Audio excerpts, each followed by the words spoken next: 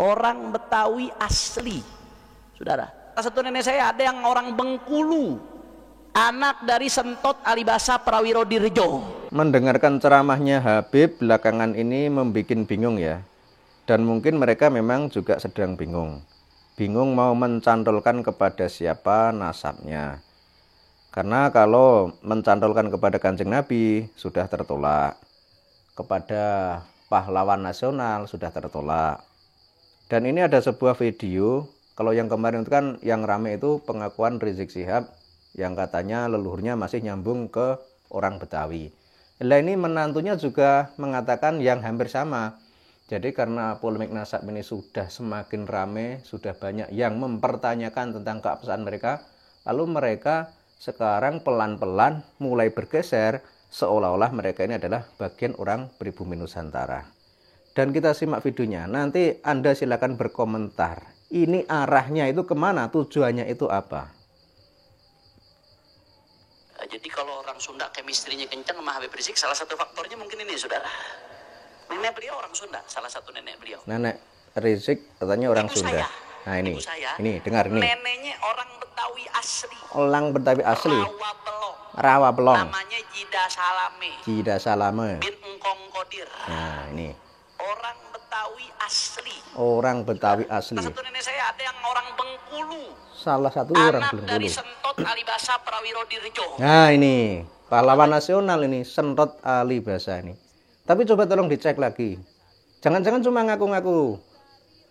Karena ini menyangkut tokoh nasional, tokoh pahlawan. Dan mungkin ya mau nyantolkan ke siapa lagi kalau bukan kepada tokoh-tokoh. Karena kalau nyantolkan ke orang-orang yang tidak terkenal, ya nanti makin orang tidak simpati lagi kepada klan Mbak Alwi.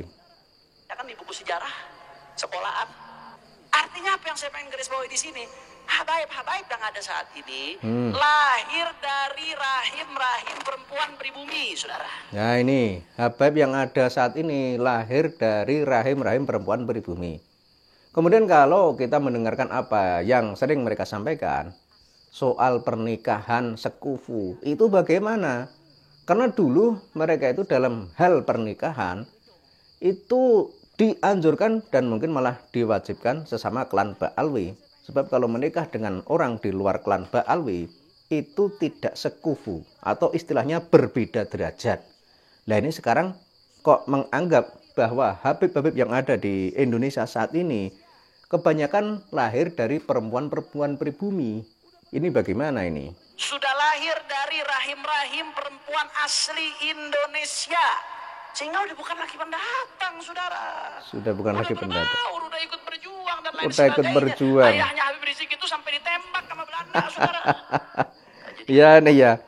Mendengarkan ceramah Habib itu makin lama itu malah bikin ketawa ya. Jadi gimana caranya lah mereka itu mungkin melakukan hal-hal kayak gini, ya tujuannya itu tadi untuk meyakinkan lagi orang Indonesia atau untuk memulihkan kepercayaan orang Indonesia atau orang Nusantara kepada mereka. Karena sebagaimana kita tahu sebelum ramainya polemik nasab, banyak orang di Indonesia yang percaya bahwa mereka adalah keturunan Nabi. Sehingga melakukan berbagai hal yang tujuannya adalah untuk menuruti keinginan dan perintah habaib ini. Sebab beberapa dari mereka sering mendoktrin bahwa dengan mencintai habaib akan mendapat syafaat, dengan mencintai habaib akan mendapat surga, dan lain-lain. Pokoknya doktrinnya itu yang kelihatannya itu menyenangkan. Karena hal itulah banyak orang yang percaya kemudian mengikuti mereka.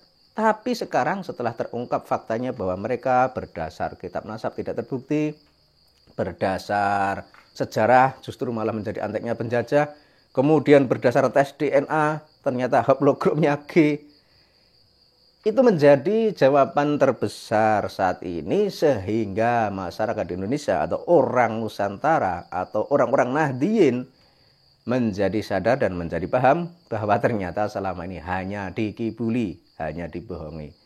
Makanya ini si Hanif Al-Atos, menantunya Rizik Syihab, juga sekarang mengklaim-klaim atau istilah Jawanya itu nyanak-nyanak kepada orang Nusantara. Seolah-olah mereka ini adalah bagian dari orang-orang Nusantara, bagian dari orang-orang pribumi.